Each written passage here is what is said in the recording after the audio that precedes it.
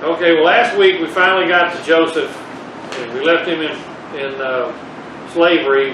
And this week I was ready to go on about it, but we have a new story. And whenever we have something like this, we need to know that God plans everything. So why would we leave Joseph when we're just getting started and get into this? This story is going to reveal the Kinsmen Redeemer. This is the first aspect of it, and we'll get into some things that are interesting towards the end of it. But the story sounds kind of funky for a while, but after we get to know what's going on, God has a plan, and He carries it out one way or another. So we finally got to Joseph, which I was really looking forward to because he was so connected to prophecy and a type of Jesus. So we left him sold into slavery last week and was looking forward to getting back to his story, and then we get to chapter 38 and find out it's a story about Judah and Tamar. It's so different, it looks like it's been put out of order. When we read something like this that defies explanation, we need to look at it very closely to understand what God is trying to tell us. There's always an underlying reason God says what He says and why it is where it is. Just as we can connect the sons of God creating Nephilim in Genesis 6 was connected to Noah and the flood because it follows that event immediately. So I just wanted to kind of make a connection here. Maybe you read it and you say, well, the sons of God took the daughters of men, and then there was Noah. Well, it wasn't like that. It was because these sons of God took the daughters of men that the flood happened. So he had a remedy for what was happening. And when we understand the seed line, remember the seed war in chapter 3, this is one of the main things that God is trying to do. He declared war on Satan and said the seed of the woman is going to destroy the seed of Satan. So He has got this snaking through time and history to get to the right people so that the right seed ends up in Mary. You know, He wants all of this clean. And we know that the Hamites, the ones that you had, Ham, Shem, and Japheth got off the ark. Well, Ham was cursed. See, actually it was Canaan that was cursed, and we know that they're living in Canaanite territory. So Abraham and all of these other patriarchs were told to stay away from the Canaanites. You take the women from your people. So he would go all the way back to Mesopotamia to get a wife.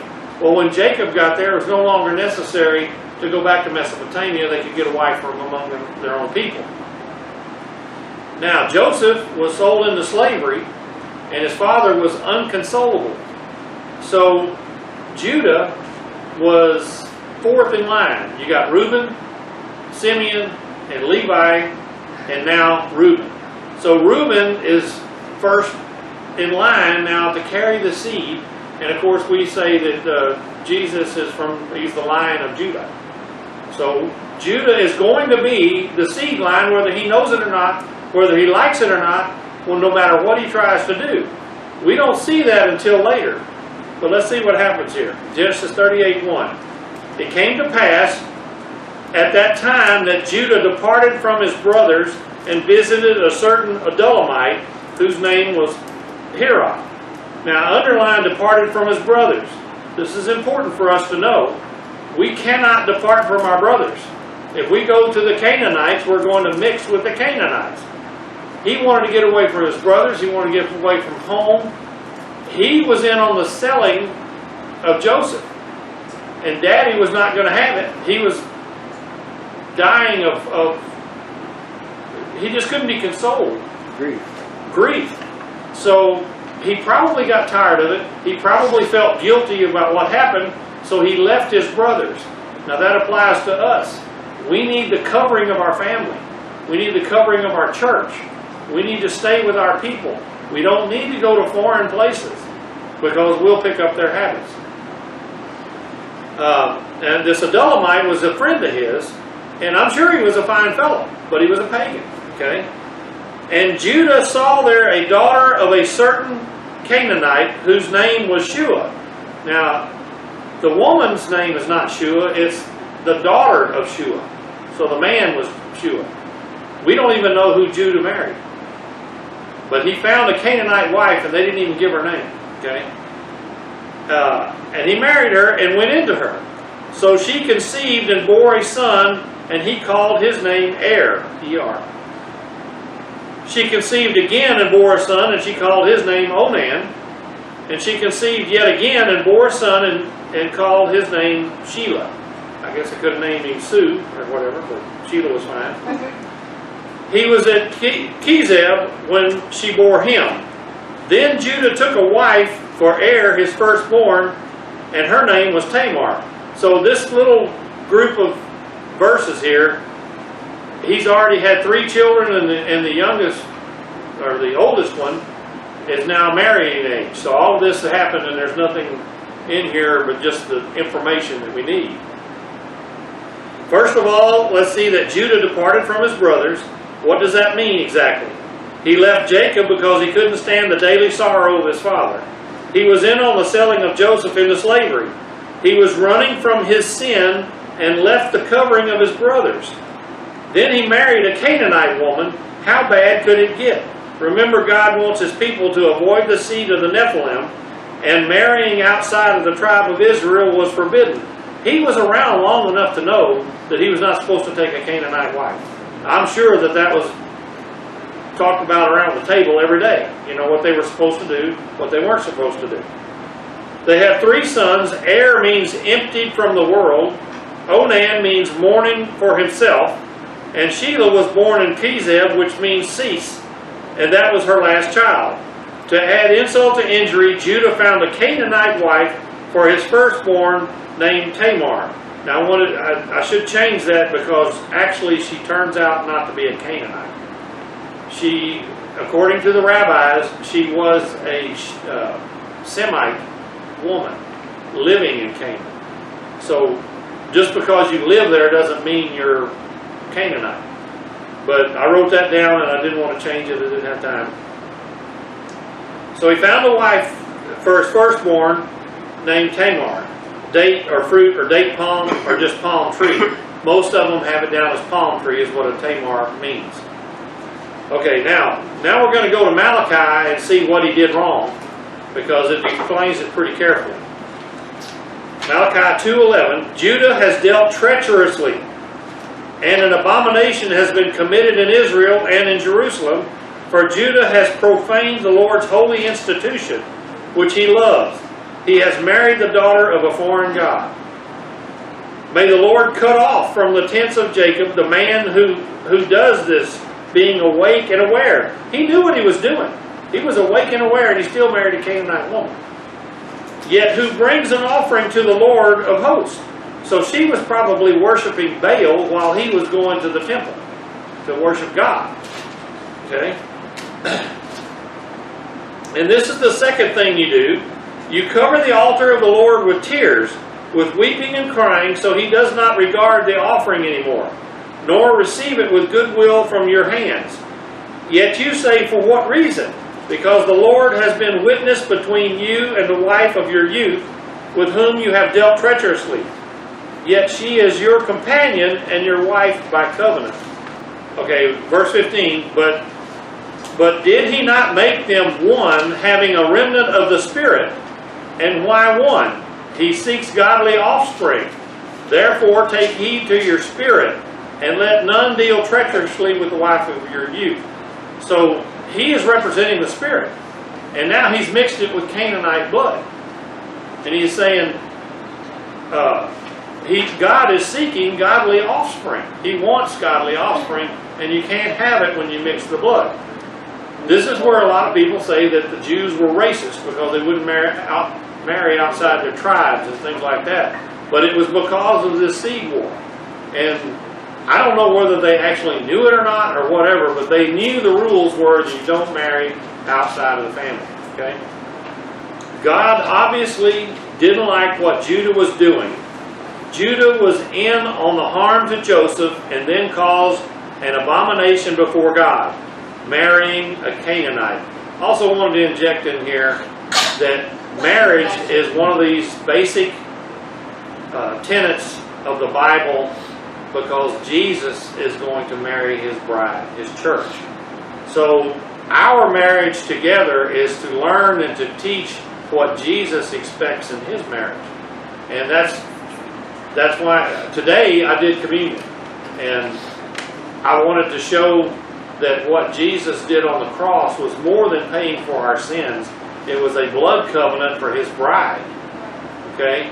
And we are supposed to die to our flesh, so when there's a blood covenant, the wife sheds blood. So that's why she's supposed to be a virgin on their wedding night. All of these things fit together in a picture that God has drawn of his bride that he wants. So when we see Ephesians 5 and we read about what it says, the bride, that a woman should submit to her husband and all that, we look at it in an earthly form, and God is saying, if you won't submit to me, why would I take you as my bride? So he is looking for submission, and we should look to see what we can give to the marriage, not what we're going to get out of the marriage. This is what makes marriages work. When you love one another, you're not looking to get something from the marriage, you're looking to add to the marriage.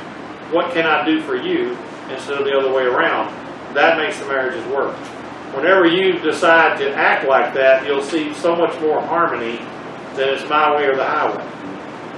He did this on purpose and then cries out to God at the altar, but God doesn't hear his pleadings. In the end, God is looking for godly offspring from the wife of his youth. God has a plan, and we try to go around it all the time. And we're going to find out that he loses his sons. That's the next verses we're going to get to. But just to add it in right now, he is going to be crying and weeping at the altar, and God's doesn't care. He's not paying attention to it because he married a Canaanite woman. So let's get it. And a lot of people are not going to like these next verses. I'll tell you that right now. But Er, this is 38:7. But Er, Judah's firstborn, was wicked in the sight of the Lord, and the Lord killed him. Yeah. No. Yeah, right there. I should have underlined it, but okay. We don't know what he did. It just says he was wicked, and God killed him. And Judah said to Onan, that's the second child, go into your brother's wife and marry her and raise up an heir to your brother. Now this law won't be written down until Deuteronomy, but it's been around long before the written law because Genesis was over by the time Moses wrote Deuteronomy. So this was a law or a custom that was passed down, and what it said was that if you got 3 or 4 sons and the oldest one gets married and he dies childless, then the brother is supposed to take up the mantle and have a child with his wife so that the inheritance will be, his name won't die in Israel. The inheritance has to be divided up amongst them. If she can't find a husband in that family, then she is going to be like a beggar. She has no one to take care of her. See, it's not a good thing. This is what you always read about with the widows begging and things like that because they died with no children. Nobody to take care of them. But the way you did that was have boys and had someone to run the family. They took care of their mothers. But if everyone dies without any children, then the widow is just left out there on her own. But Onan knew that the heir would not be his. And it came to pass, when he went into his brother's wife, that he admitted on the ground, lest he should give an heir to his brother. So he was willing to have the sex, but he didn't want no sons from this, because it wouldn't have been his. In other words, he would have had the child and been raising it and everything, but she would have got his cut. So he just said, nah, I ain't playing that game. Okay? And the thing which he did displeased the Lord, therefore he killed him also. Pretty rough, huh? Okay. Then Judah said to Tamar, his daughter-in-law, remain a widow in your father's house till my son Shelah is grown, for he said, lest he also die like his brothers. And Tamar went and dwelt in her father's house. So he'd already lost 2 of the 3, and he said, I think I'll just send her home. She looks like bad luck or something.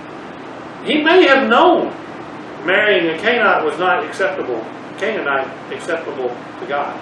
I don't know. Anyway, he did it. He said, I'm going to save my son and send her away. Now, he's had a wife now from a Canaanite woman and 3 kids, and he's lost 2 of the boys already. This is kind of like you need another wife or you need to do something else, okay? Now we're getting down to the brass tacks about how God works. Er was wicked in the sight of the Lord, so God killed him. This is a foreign thought to many today, but there it is. We aren't told what wickedness Er did, but it displeased the Lord. You know, and I talk about Sodom and Gomorrah. He killed everybody there. The flood, he killed everybody on the earth except for those in the ark. And people say, well, God wouldn't do that. He's already done it. And he's promising to do it again in Revelation. So, we are his elect. And that's why I keep telling people, you need to fall down on your face at the altar and thank God that you're elected. Because you don't want to be just some so-and-so out here on your own. Because you won't make it. Okay? Then we get introduced to an ancient custom and later a law that the widow of the brother is given to the oldest brother to carry on the seed line of the dead brother. This would assure the wife an inheritance to her and her children and wouldn't leave her destitute in her old age. When Onan took Tamar as wife, he had required sex with her but didn't want her to have a child and share his inheritance with the child he felt would be a tribute to his dead brother. So God saw this as evil and killed Onan also. Then Judah sent Tamar back to her father before offering her his last son. The name for this is Liberite Marriage. Liberite doesn't have anything to do with Levi, but is Latin word describing the custom. God later codified this in Deuteronomy 25. Liberite marriage is just a name, it's a Latin word. And it's been around forever. I mean, it's a pretty old custom. And it was, like I said, to keep women from being widows on their own with no help. Deuteronomy 25:5. If brothers dwell together, and one of them dies and has no son, the widow of the dead man shall not be married to a stranger outside the family. Now, when Tamar married into the family, she became that family. So she couldn't go out and marry somebody else in another family. It was, as long as there was brothers and males in this family, she was going to be passed down one to the next until she had a male child. Her husband's brother shall go into her, take her as his wife, and perform the duty of a husband's brother to her. And it shall be that the firstborn son she bears will succeed to the name of his dead brother. That won't be the one that had the child, it'll be the dead brother. That his name may not be blotted out of Israel. But if the man does not want to take his brother's wife, then let the brother's wife go up to the gate and to the elders and say, my husband's brother refuses to raise up a name to his brother in Israel. He will not perform the duty of my husband's brother. Then the elders of the city shall call him and speak to him. But if he stands firm and says, I don't want to take her, then his brother's wife shall come to him in the presence of the elders, remove his sandal from his foot, spit in his face, and answer and say, so shall it be done to the man who will not build up his brother's house. That's how serious this was. Now, if we read ahead in the Bible and we know the story of Ruth, that's the Kinsman Redeemer. Boaz became the Kinsman Redeemer, but he wasn't the firstborn. Naomi had an older kinsman to go to. He said, well, I'll take the land, but I don't want the wife. Why? Because Ruth was part of the bargain and she was a Moabite wife. They didn't think that the children that they had, they pretty much called them bastards. Even though they were legally married and everything, that's how serious this family line was taken. So we're going to see that when he refused to take Ruth, Boaz stood up, took the land and the wife. It was a marriage contract to him. So they had lived happily ever after and had children, and we're going to learn more about their children in a little bit. The brother shall take the widow of his wife, is called the Kinsman Redeemer, or Goel, that's the Hebrew word, is Goel in Hebrew. This will be vitally important in the book of Ruth and in Revelation 5:5. Revelation 5:5, but one of the elders said to me, do not weep. Behold, the Lion of the tribe of Judah, the root of David, has prevailed to open the scroll and to loose its 7 seals. And they sang a new song, saying, you are worthy to take the scroll and to open its seals, for you were slain and have redeemed us to God by your blood out of every tribe and tongue and every people and nation, and have made us kings and priests to our God, and we shall reign on the earth. So this act that Jesus did, he became our kinsman redeemer, and we get an inheritance through this. And that's why it's so important later on in the Bible. Now the song of the redeemed was this, they sang a new song. And if you read the words to that, that's the song of the redeemed. Who's the redeemed? The church is the redeemed one. Who was Ruth? She was a Gentile bride, and she was redeemed by Boaz. In other words, when he agreed to do all this, she was redeemed.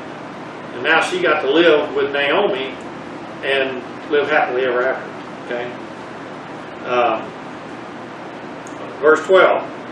Now in the process of time, the daughter of Shua, Judah's wife, died. So we never learned her name, but now she's dead and gone. And Judah was comforted and went up to the sheep shearers at Timnah, and his friend Hirah, the Adullamite.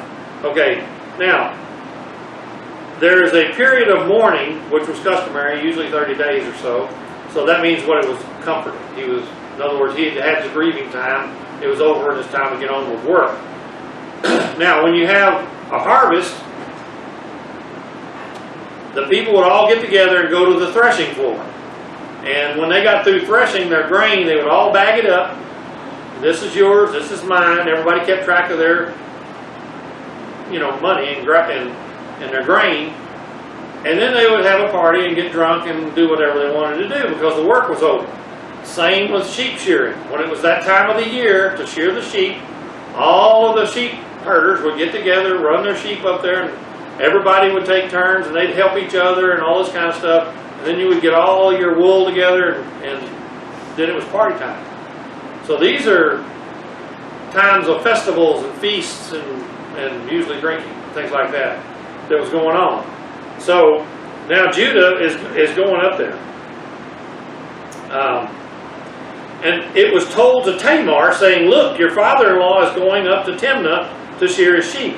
So she knew what he was going to be doing up there. Okay? She was still in her mourning clothes. She was a widow in mourning all this time. We don't know how long it's been, but it's been a long time. So she took off her widow's garments, covered herself with a veil, and wrapped herself, and sat in an open place, and I underlined that for a reason, which was on the way to Timnah, for she saw that Shelah was grown, and she was not given to him as a wife. So she sees what's going on, that she's being left out of the picture here, and she's going to die with no children. And so she's mad. So she is going to go up here and try something with Judah. After some time, Judah's wife died, and it was time to shear the sheep. Hirah was a Canaanite friend of Judah's. During the harvest threshing of wheat and the shearing of the sheep, men in those days had a party, and as their work was done for the year. So they got together and feasted and drank. Tamar found out that Judah was going to shear the sheep, so she took off her mourning clothes and dressed as a pagan temple prostitute. That's what the veils and stuff mean. When a woman didn't want to be recognized and all that, they act like, well, I'm being modest or something. No, they don't want to be recognized. So they veil themselves all up. You can't see nothing but their eyes. And they're pretty much saying, here I am. Yeah. Now, also this is pagan country, so Baal worship had prostitutes in the temple. That was their money. They would split it with the temple. And they would have sex and give half the money to the temple. And that was the way they kept the temple up, but the women also got their living that way also. So it was for fertility rites and all this other kind of stuff, just pagan nonsense. Canaanites worshiped Baal, and prostitution was common at the temple for fertility rites. She was angry at Judah because Shelah was old enough to marry, but Judah hadn't allowed it. The phrase "in an open place" is einayim, which means a place where eyes look. So this is a common place, and what it is, the men look and see which one they're going to pick. You know. How can you tell? They're covered up. And see, if you didn't know that, you read the Bible and it says "in an open place," but then you look up the Strong's words, and that's what it means. It's a place where men go look for women, basically. This place was where prostitutes waited for the men on the way to the sheep shearing. Verse 15. When Judah saw her, he thought she was a harlot because she had covered her face. Then he turned to her and said, "Please let me come into you." So he just gets right down to the brass tacks here. He's not messing around. For he did not know that she was his daughter-in-law. So she said, "What will you give me that you may come into me?" And he said, "I will send a young goat from the flock." So she said, "Will you give me a pledge till you send it?" In other words, I don't have a goat with me, but I'd like to go into you right now. She said, "I wasn't born yesterday, so give me something for collateral." Get a prostitute and cribbage. Yeah, there you go.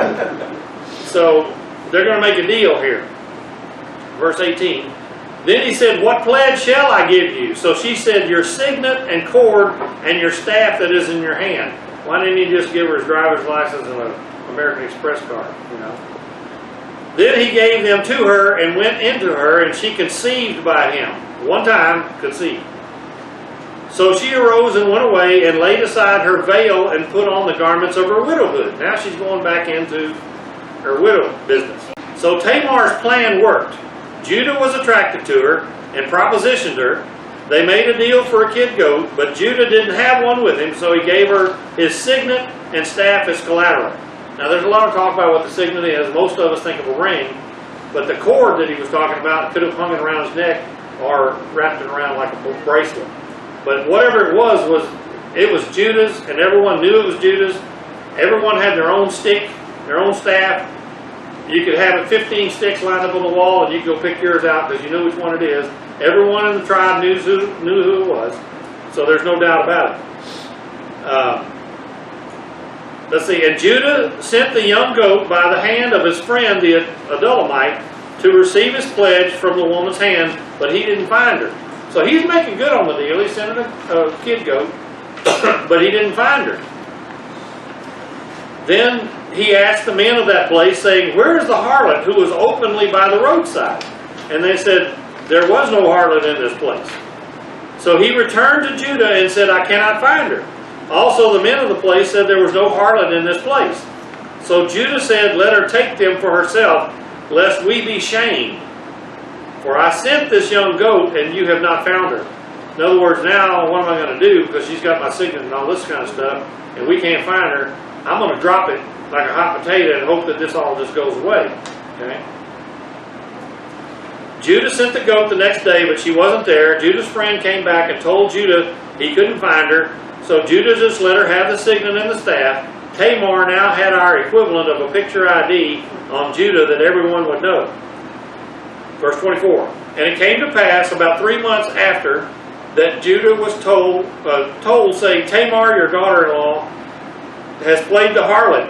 She's got a baby bump now. Furthermore, she is with child by harlotry." So Judah said, "Bring her out and let her be burned."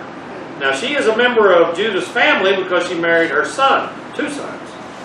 And you can't go outside the marriage, so all this going on, and adultery is the worst thing you can do. So she was out trying to have harlotry with other men even though she had no husband.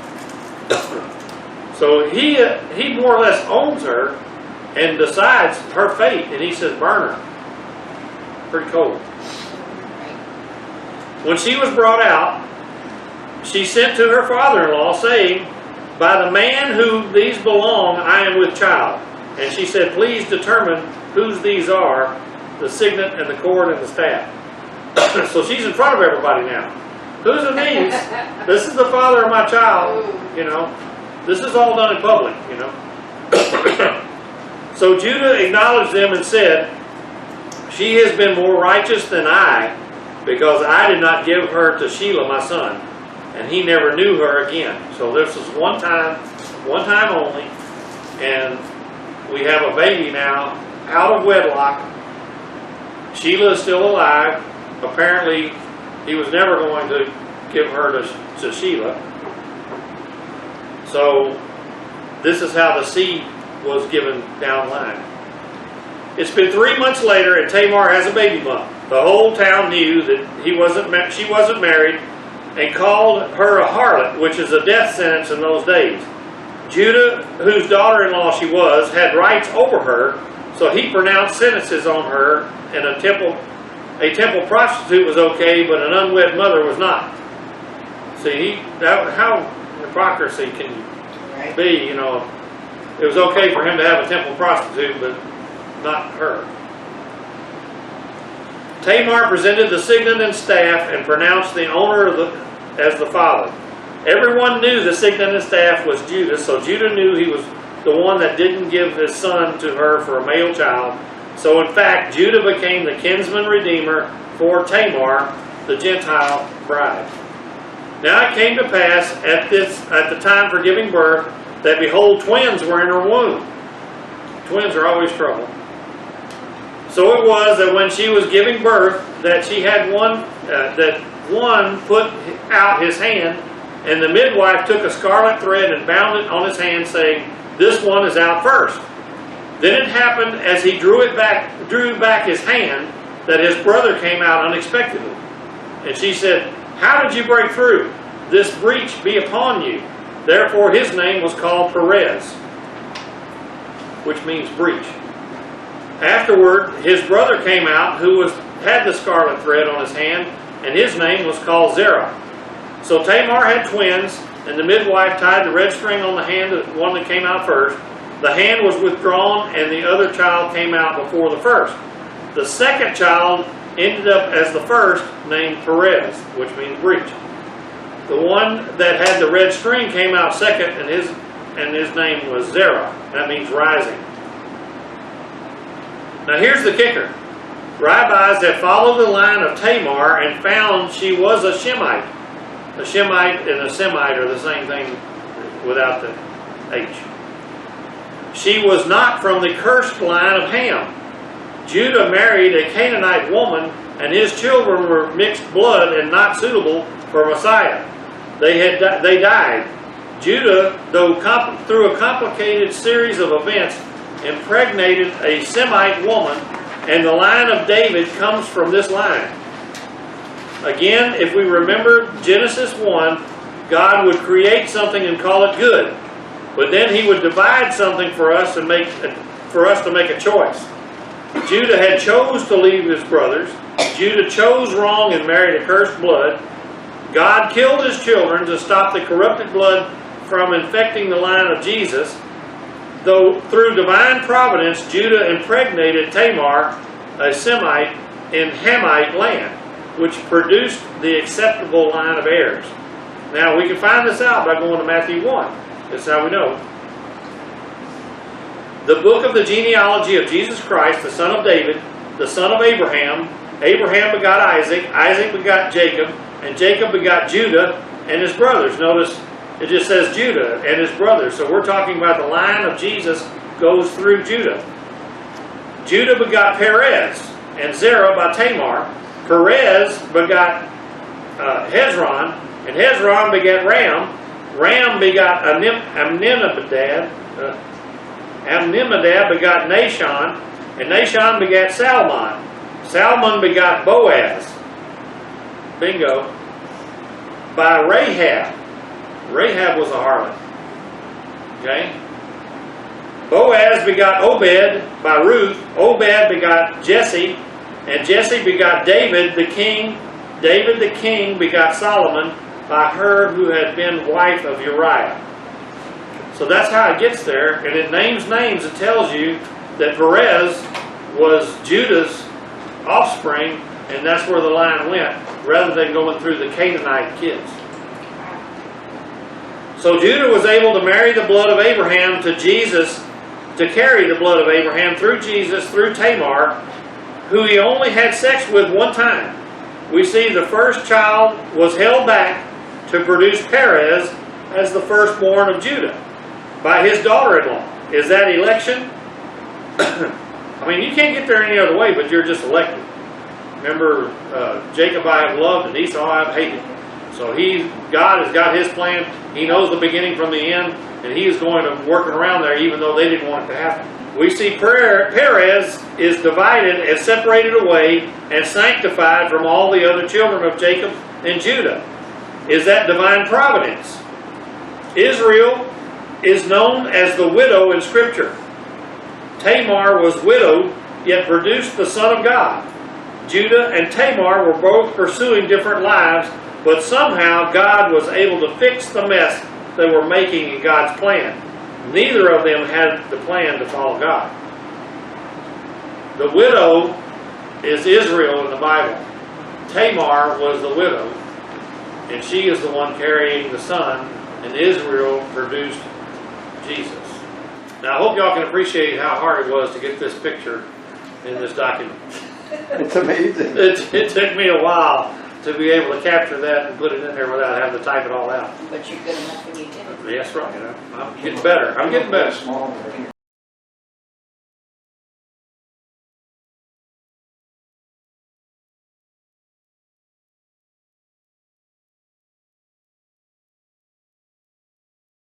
This is the line of Judah, and you can see through here how the names go. And we're going to talk about the patterns of 10, and of course the patterns of 4.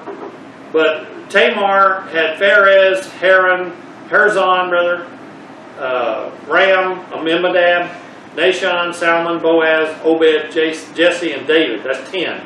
This whole chapter has talked about the Goel, or the Kinsmen Redeemer, and to show how God has everything worked out. If you look at the Hebrew of Genesis 38 and do a minus 49 count of the Hebrew letters, we find the names of Boaz, Ruth, Obed, Jesse, and David, all in order, and all at a minus 49 count. And I'll get to that in just a second. Why a negative number? Because Judah and Tamar were trying to thwart the plan of God. This was just discovered in the 1980s with computers. Now, everybody has probably heard of the Bible codes. Now, and also we've talked about the perfect is Hebrew, okay? The scribes wrote down every letter in the Bible with no spaces and no vowels. So when they wrote it down, they go right to left. Everything is backwards over there. Now, they did this count from the end of the verses. Here's Genesis 38, all written in Hebrew, okay? They did the count from the end backwards at 49 letters apiece. And the first name comes up is Boaz. Well, that's an accident, okay? 49 more letters, Ruth. Well, okay. 49 more letters, and then their sons. Obed and, let's see, Obed, Jesse, and then David. And they're all in order.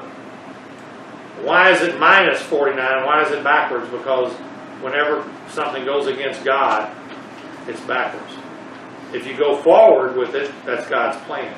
So all throughout the Bible, they see these words and these names come up, and that's God's plan, if it's forward. If it's backwards, they're trying to go against, they're trying to thwart God's plan. Ruth was a Moabite woman, so using the Goel of Boaz to have children was not good to the Jews of the day. That is why the nearer kinsmen to Naomi turned down Ruth. They considered them bastards and told Boaz so. Notice also that Boaz went to the kinsmen, not to Naomi. Jesus redeemed us, not the Jews. So usually the woman goes to embarrass them. She's the one that's supposed to take the sandal and spit in their face and all that. Boaz went to the nearer kinsman and made the deal, and that's what Jesus did for us. So, I mean, it's all pictured in here. I had a lot of thoughts, and I was going to go to Ruth right after this, but I decided we'll wait for Ruth. I want to keep going with Genesis. But this Kinsman Redeemer thing is so important. It's all throughout Revelation, and He is the only one that could redeem us and get us an inheritance. And we couldn't have made it any other way. We wouldn't. No, we wouldn't have made it. So, it's like I said, this is, to me, this whole chapter was out of order. It's like, well, I want to find out more about Joseph, you know. But he put this in here, and there's so much to it. And if you read it, like, well, man, they're just, you know, people dying and sons and Canaanites and all this stuff. I don't even want to know about all this.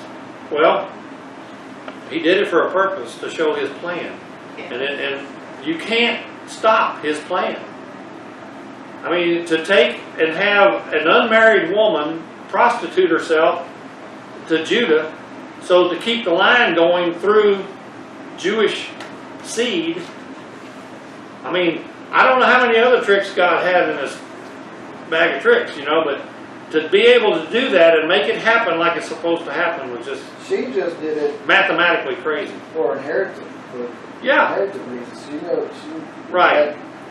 She knew if she had a son, she had it made. If she had a son, she's got it made. And Judah would have had to take care of her. But he didn't really want her as a wife, you know. So, well, anyway, the main point of this is to show that God's plan will not be thwarted. He knows the end from the beginning. Everything is going according to plan. No matter how hectic we try to make it, He's going to work it out. You know, it's all going to work. Okay, Ruth 4:12. May your house be like those of Perez, whom Tamar bore to Judah, because of the offspring which the Lord will give you from this young woman. So Ruth is like 4 or 5 books ahead. And now they're telling you right here, may your house be like the house of Perez. Deuteronomy 23:2. One of illegitimate birth shall not enter the assembly of the Lord, even to the 10th generation. None of his descendants shall enter the assembly of the Lord. 1, 2, 3, 4, 5, 6, 7, 8. David's number 10. I mean, that just gets me. So none of them up to the 10th generation enter into the assembly? They could not be anything in the assembly of the Lord. Oh, wow. So David was the first, and he was king. That's David. Yeah. There are 10 generations from Adam to Noah. This is 10s we're talking about. And 10 generations from Shem to Abraham. 10 from Isaac to Boaz, and 10 more from Perez to David. So Perez was born without legal marriage, but David was 10 generations later and became eligible for God's assembly. Wow. God is exact, and the Word of God will be fulfilled no matter what we try to do to mess it up. Next week, chapter 39, and back to Joseph in slavery.